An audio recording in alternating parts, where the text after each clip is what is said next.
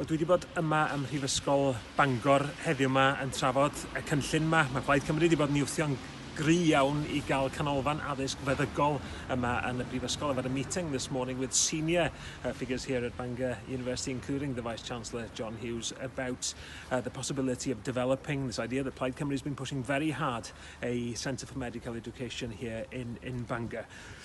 Mi oedd yn gadarnhaol iawn. Mae'n amlwg yn bod ni yn rhannu uchelgais yn fan hyn.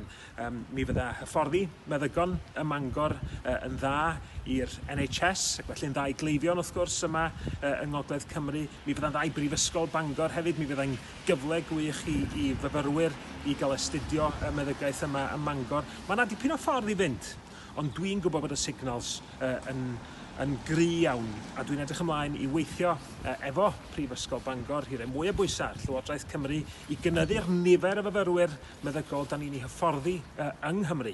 Mae'r NHS angen y meddygon ychwanegol, a dwi'n gwybod y gellith Prifysgol Bangor mewn partneriaeth gobeithio efo Prifysgol arall ddarparu addysg feddygol o'r radd flaenau.